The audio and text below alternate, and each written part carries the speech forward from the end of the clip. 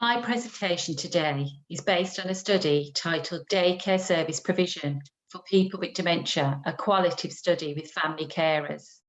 In January 2020, for this study, I interviewed family carers of people living with dementia and using daycare services. We never would have imagined that by March 2020, the daycares would be closed due to a pandemic, and a service that was valued mostly by the people who used it was now sorely missed by whole communities. It is a privilege today to facilitate the voice of carers being heard to a wider audience at European level. Just to give some background, it's estimated there are around 60,000 family carers in Ireland looking after a person living with dementia. The aim of the research was an attempt to find out what family carers thought about current public funded daycare service provision for people living with dementia attending daycare pre-pandemic in the rural south of the Republic of Ireland. How do carers experience daycare? The next 3 slides are direct quotes from carers. The results indicated that the service was needed, but accessing it could be difficult. The carers and their family member living with dementia lived in rural areas with limited support from health service networks. A good example of this is one participant described daycare as the nearest medical service. However, the study highlighted their location was not the only challenge. Accessing daycare was hindered by a lack of service promotion. One carer said, "For a long while, we didn't realise that it was here." But there was also a lack of guidance and support with getting into and adapting to using the service. A carer described a 2-year struggle to accepting daycare services. Secondly, results indicated that daycare is a supportive service, but lacks flexibility to carers' needs. All carers view daycare as a positive and beneficial experience.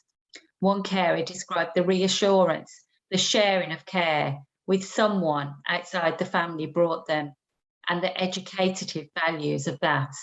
Another described staff as the only ones who could mind him like I do. The results indicate that measures need to be put in place to facilitate services to try and meet the diverse needs of carers. The following quote gives an insight into this need. "Some more days, and the times if it was open at 8, because you have to go to work." Thirdly, results indicated that day service has a favourable effect on service users' lives. When carers see the benefits for their loved one, the trust in daycare services grows. Only then are they able to step outside of their caring role to achieve a restorative respite experience. One carer described daycare as giving me respite in my mind. When daycare fits into the weekly routine, the carers can get respite. This quote describes that. "I get more respite from daycare services than I get from respite." Many carers indicated that day service use is a significant factor for them in sustaining the caring role and ultimately in delaying long-term care placement. As one carer said, "Without daycare, maybe it would have been full-time care." In conclusion, the study contributes to our understanding of daycare as a valuable respite option for carers of people living with dementia. More research is needed, with participation from service users living with dementia to gain further insight into daycare service use. These families have faced very difficult times during the pandemic with no access to services, yet have shown resilience.